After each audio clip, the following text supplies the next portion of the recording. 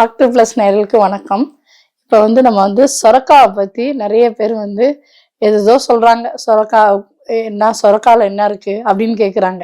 சொரக்காவில் நம்மளை உடம்புக்குள்ள உள்ள நீர் சத்து அதிகமாக இருக்கும். இப்போ மூட்டு வலிக்காரங்க பார்த்தீங்கன்னா தண்ணி இருக்கு உங்கள் உடம்புல அப்படிம்பாங்க டாக்டர் இங்கே மூட்டில் நீர் கோத்து இருக்கு உங்களுக்கு அப்படின்னு சில பேர் சொல்லுவாங்க.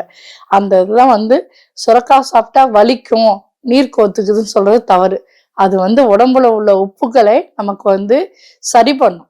உடம்புல தன்னால உருவாறதுதான் உப்பு. அதாவது நம்ம இப்ப இதை சாப்பிட்டனால உப்பு வந்துருச்சு, அதை சாப்பிட்டனால உப்பு வந்துச்சுன்னு கிடையாது. சுரக்காய் உப்பு நம்ம உடம்புல உள்ள தன்னால உருவாகிற உப்பை சரி பண்றது, அதாவது சமநிலைப்படுத்துறது தான் சுரக்காவுடைய வேலை.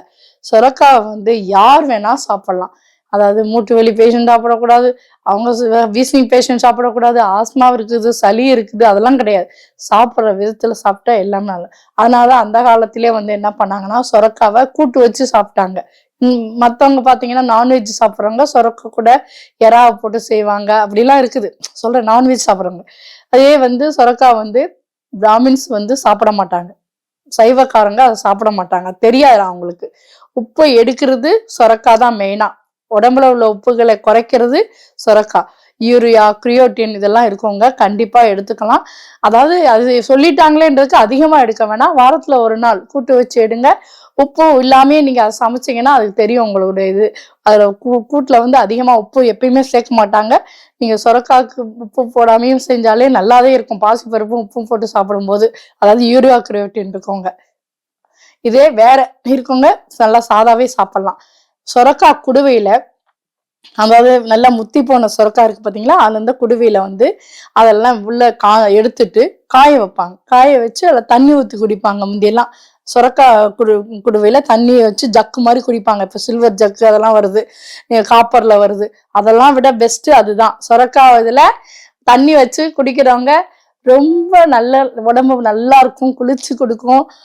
அந்த உடம்புல சிறுநீரை நல்லா பிரிச்சு கொடுக்கும். உப்பு இருக்குது அதனால எனக்கு சிறுநீர் பிரச்சனை இருக்குன்னு சொல்றவங்க அந்த பிரச்சனையே இருக்காது. சொரக்காவை நம்ம என்ன பண்ணணும்னா நல்லா சின்னதா ஒரு டிப்ஸ் சொல்றேன். சின்னதா கட் பண்ணி ஒரு பாத்திரத்துல போட்டுடணும். பாத்திரத்துல போட்டு 2 லிட்டர் தண்ணி அதுல சுடுதண்ணியை காய்ச்சி ஊத்திக்கணும். ஊத்திட்டு மூடி வச்சிடணும். மூடி வச்சுட்டு அந்த தண்ணிய இருத்து குடிச்சுக்கிட்டே வந்தோம்னா, அதாவது நார்மல் தண்ணியை குடிக்கிறத நிறுத்திட்டு இந்த சொரக்காய் தண்ணியை அதுல போட்டு குடிச்சுட்டே வந்தீங்கன்னா யூரின் கடுப்பு, எரிச்சல், யூரின் இன்ஃபெக்ஷன் ஆகுறது, அதாவது அந்த இதெல்லாம் உங்களுக்கு நல்லாவே குறைஞ்சிரும். இன்ஃபெக்ஷன் ஆயிருக்கு அதை சுகர் பேஷண்ட்லாம் சொல்றாங்கல்ல, அதெல்லாம் இருக்காது. சொரக்காய் வாரத்துல 3 நாள் சேர்க்கலாம். சொரக்காய் சாப்பிட்டா ரொம்ப நல்லது. நான்வெஜ் சாப்பிடாதவங்க எதனால சொல்றாங்கன்னா, அது நான்வெஜ் உப்பு இருக்கிறத பிரிச்சு எடுக்கிறதுனால தான் அவங்க சாப்பிட மாட்டாங்க. நான்வெஜ் இது அப்படியே சேர்ந்தது அப்படின்னு சொல்றாங்க. அப்படி கிடையாது. சொரக்காய் கூட்டு வச்சும் சாப்பிடலாம், சொரக்காய் பருத்தும் சாப்பிடுவாங்க சில பேர் பஜ்ஜி போட்டு சாப்பிட்றாங்க. அதெல்லாம் நிறைய மெத்தட் இருக்கு. எப்படி ஆனா எண்ணெயில போட்டு சாப்பிட்றத விட இது மாதிரி சாப்பிட்றது பெஸ்ட் எப்பயுமே. சொரக்காய் துவையிலே அரைச்சு சாப்பிடலாம். சொரக்காய் துவையல் எப்படின்னு நான் சொல்றேன். சொரக்காய் துவையில சாப்பிட்டு பாருங்க, டெய்லியுமே அது வேணும்பீங்க.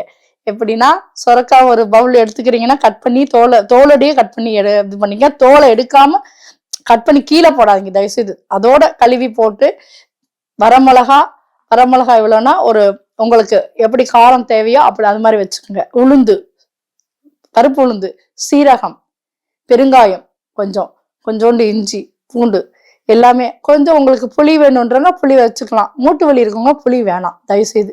மூட்டு வலி இருக்கவங்க புளி வச்சுக்க கூடாது. கொஞ்சம் லேசா வேணும் உங்களுக்கு தக்காளி வச்சுக்கோங்க. பூண்டு இதெல்லாம் சேர்த்து துவையில அரைங்க. நல்லா வதக்கிட்டு அரைங்க. அதாவது பச்சையா அரைக்க கூடாது. இதை வதக்கிட்டு துவையில அரைச்சு நல்லெண்ணெய் ஊற்றி தாளிச்சு சாப்பிடுங்க. அருமையா இருக்கும். தயவுசெய்து சாப்பிட நீங்க என்ன சொல்வீங்க, உங்களுடைய உடல்நிலை நல்லா இருக்கும். நீர் பிரிச்சு கொடுக்கும். முட்டியில எனக்கு நீர் இருக்கு, உடம்புல நீர் இருக்கு, ரொம்ப குண்டா இருக்கேன் ஆனா நீரா இருக்கு உடம்புன்னு சொல்லுவாங்க. அதாவது இந்த குண்டுன்னா என்னன்னா பர்மன் அளவு.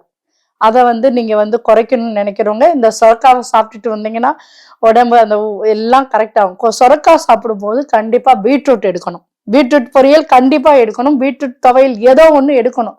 பீட்ரூட் எடுத்தீங்கன்னா அது சமநிலைப்படுத்தும். நீர் போக போக சத்து இருக்காது. அப்ப அந்த சமநிலைப்படுத்துறதுக்கு தான் பீட்ரூட் சாப்பிட சொல்றேன். சுகர் பேஷண்ட் பீட்ரூட் சாப்பிடலாமா அப்படின்றது கேட்பீங்க. அவங்களும் சாப்பிடலாம். சாப்பிட்றதுனால ஒன்றும் இல்லை. பீட்ரூட்டை சேர்த்து சாப்பிடுங்க. நல்லா அது கூட மென்று நல்லா, அதாவது துவையெல்லாம் சாப்பிட்றத மென்று சாப்பிடுங்க. நார்ச்சத்தோடு சாப்பிடும்போது உங்களுக்கு நல்ல ரிசல்ட் கிடைக்கும். சொரக்காவை விடாதீங்க. தொடர்ந்து கிடைக்கும் போது சாப்பிடுங்க. அது நிறைய இடத்துல கிடைக்குது, கிடைக்காமலாம் இல்லை. வாரத்துல 2 நாள் சொரக்காய் கண்டிப்பா எடுத்தாகணும். நீங்க எடுத்தீங்கன்னா உங்களுடைய சிறுநீர் இதுல இருந்து பிரச்சனை இருக்காது. அது எவ்வளவு அல்சரை சரி பண்ணும் சொரக்காய். ஜூஸாவும் போட்டு குடிக்கலாம். ஆனா அல்சரை சரி பண்றது சொரக்காய். கண்டிப்பா பாசிப்பருப்பு கூட்டு வச்சு சாப்பிட்டு பாருங்க. அல்சர் இருக்கு எனக்கு, நீ இதை சாப்பிடக்கூடாதுன்னு நினைக்காதீங்க. அது சாப்பிட உங்களுக்கு வாயில இருந்து ஆசன வாய் பிடிக்க உள்ள புண்களை ஆத்தும். ஃபைல்ஸ் பேஷண்ட்டுக்கு மெயினானது சொரக்காய். இதை சாப்பிட்டு நலம் பெறுக, வளமாக வாழ்க. நன்றி.